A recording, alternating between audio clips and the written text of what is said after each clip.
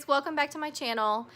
A few days ago, or probably last week, I asked if you had any questions for me about Down syndrome or about our life in general. And so today I'm going to answer those questions that I received. But first I'm waiting for Easton to wake up so that he can be in the video with me. All right, Easton is awake. He doesn't sound very happy.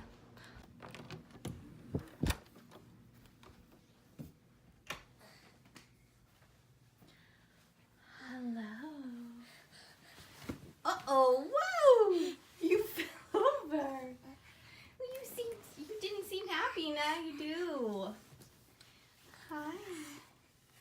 How was your nap? How was your nap? Was it good?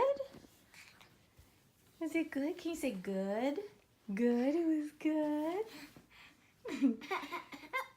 His new thing is to like be shy when I'm holding the camera. Yeah? Do you want to go downstairs? Do you want to go? You want to go play? Play. No, play's like this, babe. Play. Play. Play. So the sign for play is this, which that's kind of hard to do. So either way, he's communicating with me. Can I have a kiss? Can I have a kiss?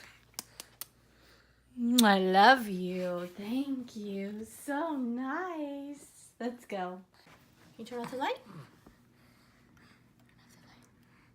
Good job. Okay. So here we are.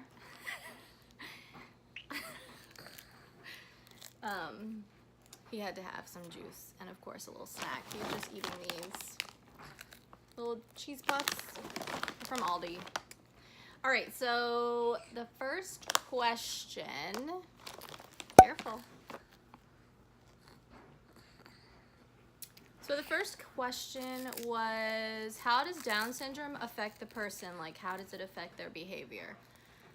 This one is really hard to answer because he's just looking at himself in the camera. I'm sorry. Okay, this question is really hard to answer because Down syndrome affects every person differently. So what Down syndrome is that it's an extra copy of the 21st chromosome. So most people, like myself, I have a pair of each chromosome. So I have 46 in total. And Easton, he has a little bit extra. So he has one extra chromosome. So he has 47 total. And instead of just 2 of the 21st, he has 3. And so there is no like spectrum of Down syndrome. It really just depends on the individual. You can't say like, oh, he has Down syndrome more severely than he does. It's just not, there is no spectrum. There is no high functioning, low functioning. It literally just depends on the individual. Every person is an individual. Everyone with Down syndrome, they all have their strengths and their weaknesses. Easton's strengths are gross motor skills. Oh God, he's going for the camera. Gross motor skills and come here. And eating, because he eats all the time. And eating can be tricky for people who have diverse needs, just because of sensory issues. A lot of kids don't like different textures, and he doesn't mind any of that. So, oh, thanks. Hi. Can we kiss? Oh, yeah. So, behavior-wise, he doesn't really have. I mean, he's a really good kid. I have so many people tell me that he is so well behaved, and just not well behaved, but like he's very laid back, goes with the flow. He is a kid, so he is a toddler. He does have some behaviors, like he throws his food all the time, and it really tests my patience. When I tell him no, or that something he does that he wants to do that I don't want him to do, he gets really mad about that. He has recently He's recently completely stopped, well, not completely, but stopped signing for things that he wants because he knows that I understand him, so he's like, why are you making me do this sign? Just testing the limits, you know, what kids do. So that question is really hard to answer because it's different for everybody. Everybody is an individual, just like you and I. So I hope I answered that question the best that I could. I don't know. All right, the next question is, who in your family has Down syndrome for Easton to be born with it? By the way, love you guys. That's cute. Okay, so there are 3 different types of Down syndrome. The type that Easton has is just standard trisomy 21, and it is not genetic. When we got the genetic testing done, we were told numerous times that his type of Down syndrome is not genetic, so that means that no one in our family are carriers for it, and Drew and I are not carriers for it either. So, here.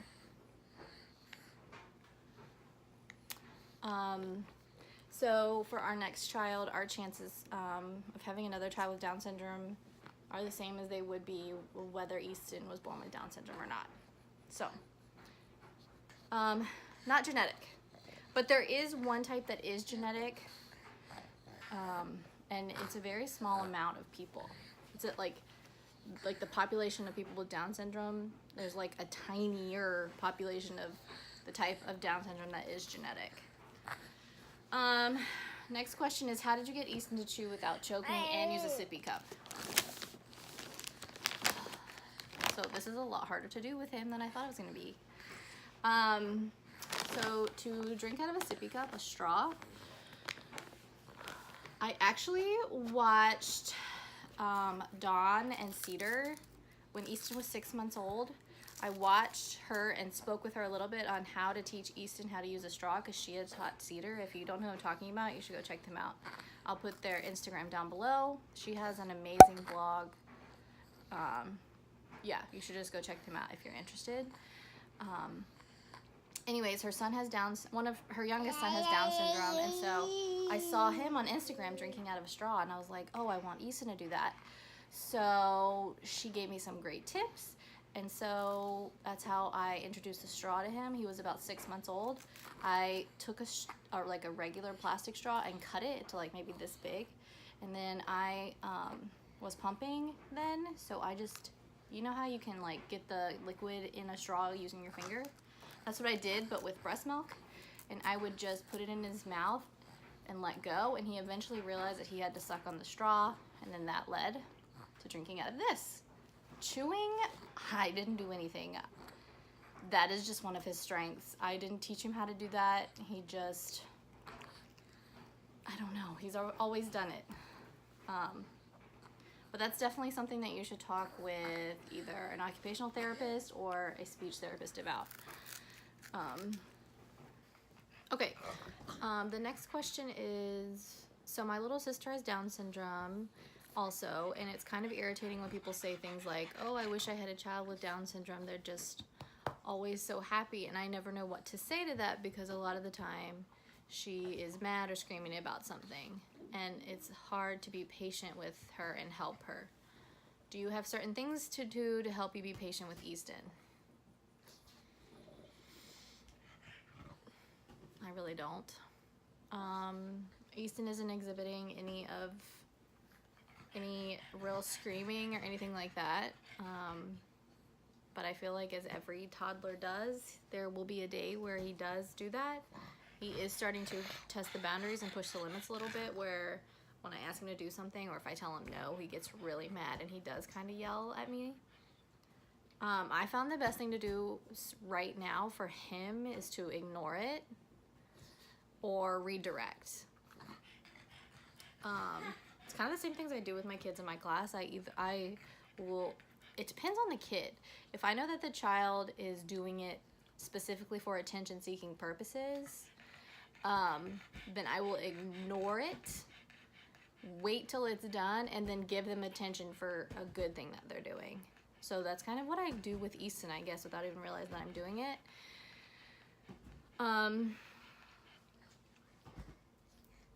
But yeah, and I know that it is really, really hard to have patience sometimes. We all have moments where we lose our patience. They are not our best moments, but we just have to remember that we are doing the best that we can, and that tomorrow is a new day. The next hour is a new hour. You love your child, sister, friend, brother, whoever it is, and that you're doing your best, and they know that. I don't really feel like I answered that question very well. I tried. Okay, the last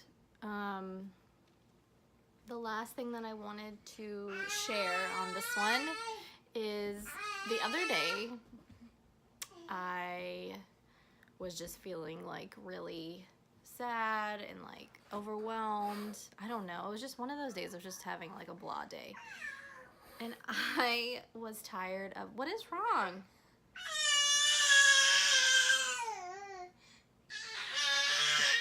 Hey! Hey. What are you yelling for? What's wrong? You're literally yelling for no reason.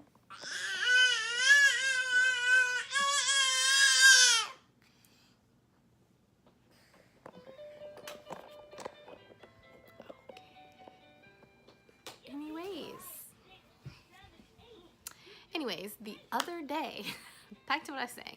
The other day, I was feeling very blah, and I was kind of just tired of like sharing our life on social media. I don't know why. I was just feeling very like overwhelmed and like, why am I doing this? What's the point? Am I making any difference whatsoever in this world?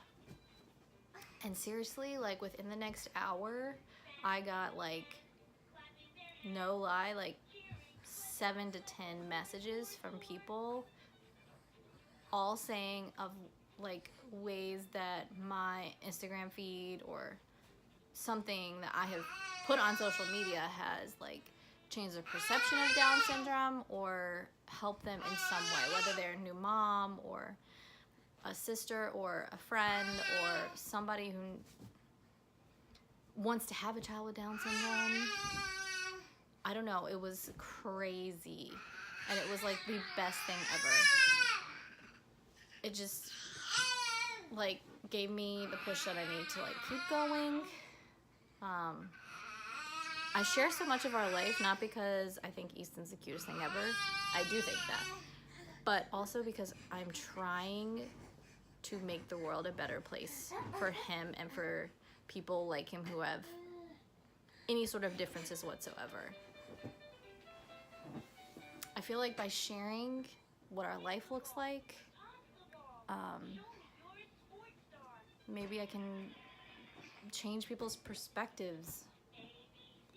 And then as he gets older, it won't be so hard for him. What's that saying? It says something like, I wouldn't change you, but I would change the world for you. That's what I'm trying to do. So I also wanted to share this one message that I received that same day, that night, from Mom. And it got me. It brought tears to my eyes. I cried. It was just really touching. So I wanted to share it. Okay, Easton's back. Oh! See, people with Down syndrome are not always happy. He has all the emotions and feelings just like everybody else.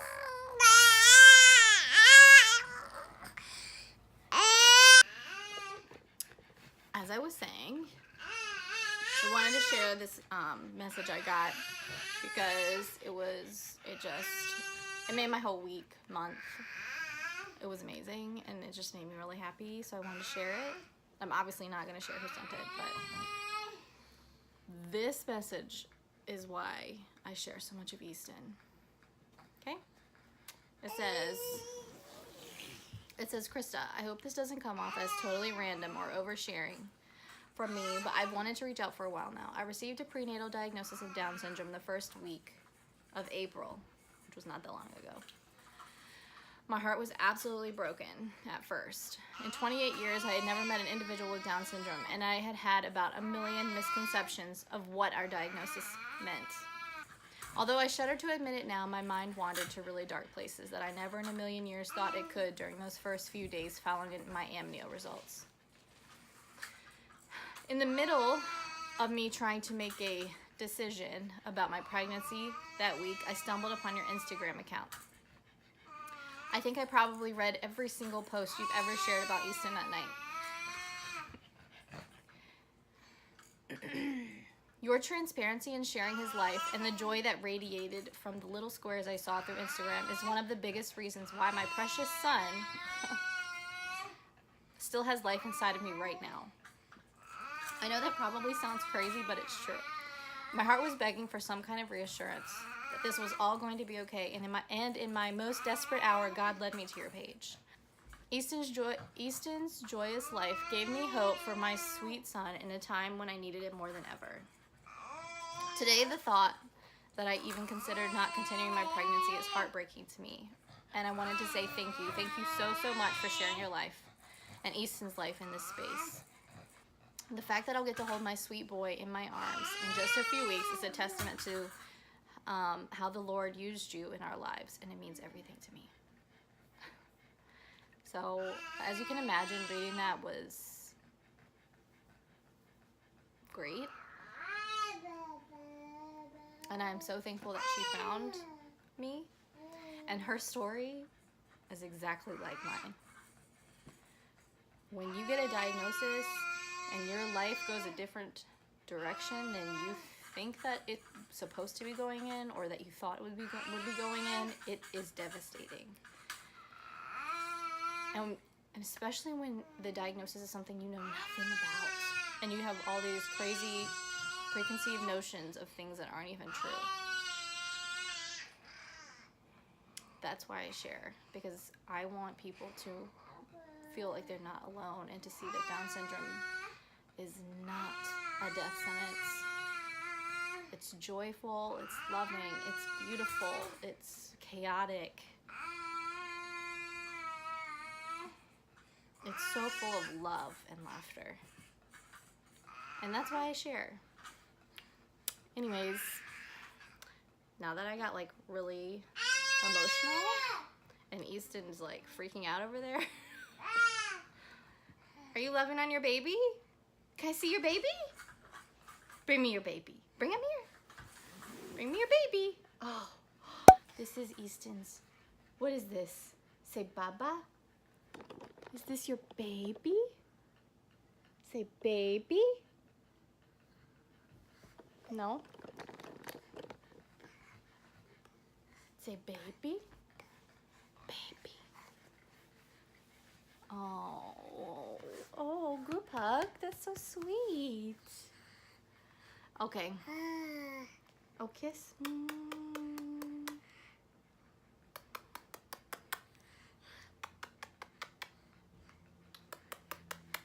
Can you hug?